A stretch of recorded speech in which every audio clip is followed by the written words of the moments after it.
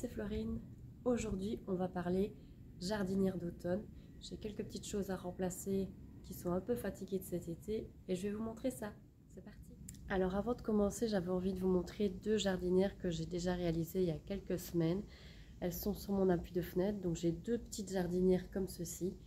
Sur l'appui de fenêtre, j'ai mis de la bruyère, des petites pensées violettes bleutées comme ceci. Et ceci, je ne sais plus comment ça s'appelle, je vous mettrai le nom au bas de l'écran. Et voilà, ça fait déjà quelques semaines qu'elles sont en place. C'est sympa pour une couleur automnale. Cette plante-ci, je l'avais déjà mis dans mes jardinières d'été.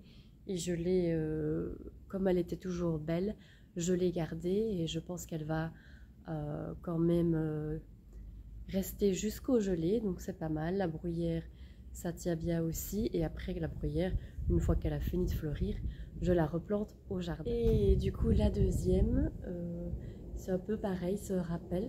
J'ai juste utilisé une bruyère d'une couleur différente. Et encore de nouveau, ces pensées violettes. Au printemps, j'ai plutôt envie de penser dans les couleurs claires, bleu clair, violet clair, etc. Et en automne, j'ai plus envie de couleurs un peu plus foncées. Celles-ci, ça dépend comment on les regarde, mais elles sont presque noires et je trouve que ça allait très bien dans les couleurs automnales. Je vais vous montrer maintenant les appuis de fenêtre, à quoi ça ressemble avec les jardinières mises en place. Donc voilà à quoi ressemble un appui de fenêtre. Donc ici, on a un petit banc. Il y a deux appuis de fenêtre que je peux utiliser dans la cour, les autres sont trop étroits. Donc j'avais une jardinière comme ceci pour l'ensemble appui de fenêtre, j'en ai rajouté deux, ça remplit un peu plus. Et j'ai vu de ceci dans ma cuisine, donc avec les plantes d'intérieur derrière, donc c'est un joli petit rappel. Donc un peu plus près, donc voici les pensées, la bruyère, ici c'est une plutôt rosée, ici elle est plutôt blanche, de nouveau les pensées et de nouveau cette plante. De l'autre côté, l'autre appui de fenêtre du coup, ici j'ai fait quelque chose d'assez similaire comme vous voyez, quasi la même chose. Donc voilà, je vous ai montré les jardinières qui étaient déjà en place. Maintenant ce qu'on va faire ensemble, c'est que je vais remplacer certaines plantes. Donc ici, je vous montre, j'avais une jardinière de cet été, voilà, qui vous voyez est ou commence vraiment à être très fatiguée, mais elle a fleuri quand même du mois de juin, je vais dire, jusqu'à maintenant. Donc on a la mi-septembre, donc c'est normal qu'elle se fatigue un peu. Et j'ai envie de remplacer ce jaune pâle, etc., par des couleurs plus automnales. Donc je vais vous montrer ce que j'ai acheté en jardinerie hier et ce que je vais mettre dans ce pot. Et on va faire ça ensemble. Donc dans les plantations, j'ai choisi ce magnifique chrysanthème. Il y en a que j'aime pas trop, mais cette couleur-ci est quand même très jolie. C'est orangé, ouais, terracotta, je dirais, comme couleur terracotta. Donc j'en ai pris deux, des comme ceci, et je me disais que j'allais le mettre avec cette jolie type de graminée qui s'appelle un Festuca glauca.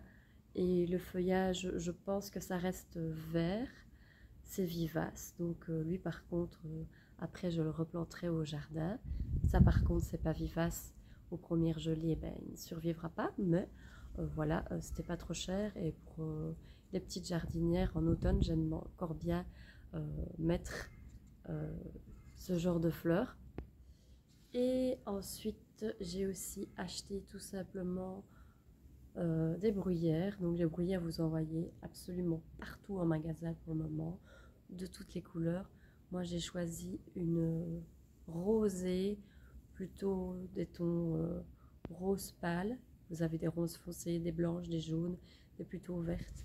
Et voilà, sympa dans un petit montage. Et ensuite après quand elles seront fatiguées et qu'il sera temps de planter autre chose, je les replanterai dans mes parterres. J'avais fait ça l'année dernière et elles avaient très bien repris. Donc je vous remontre, donc c'est celle-ci que j'aimerais bien remplacer. Et ceci, j'ai regardé, ce sont des Senecio Cineraria qui sont encore jolies. Donc peut-être que je vais regarder un ou deux pour les mettre avec cette plante-ci ou cette plante-là. Je vais voir, comme j'avais fait dans mon autre montage que je vous ai montré.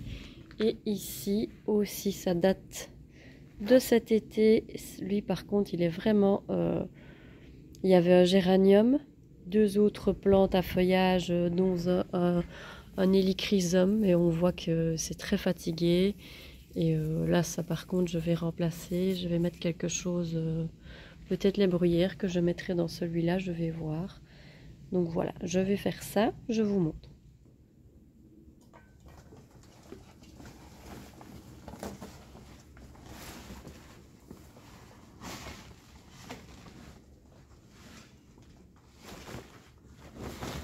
Alors attention, dans vos jardinières, j'attire votre attention sur le fait que vous pouvez utiliser n'importe quel contenant qui résiste aux intempéries, mais il faut que votre contenant ait des trous de drainage. Moi ici j'ai créé quelques trous pour le drainage avec une visseuse. Voilà, ça marche assez bien. S'il n'y en a pas dans vos contenants que vous achetez, ça c'était quelque chose que j'ai acheté chez Action il y a 2 ans.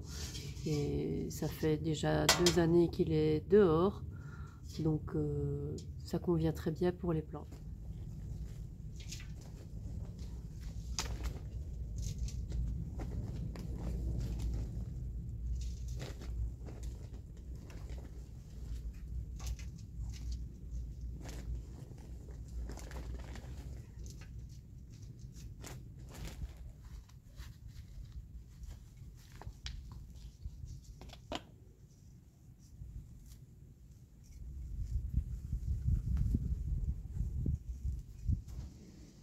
Et voici le résultat final. Donc j'ai réalisé cette petite potée ici, celle-ci. Je vais vous les montrer de plus près à l'ombre.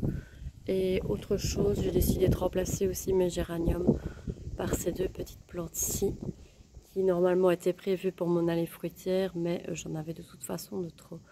Donc voilà, je vais vous montrer ça en détail. Et donc voilà, en gros ce que ça donne.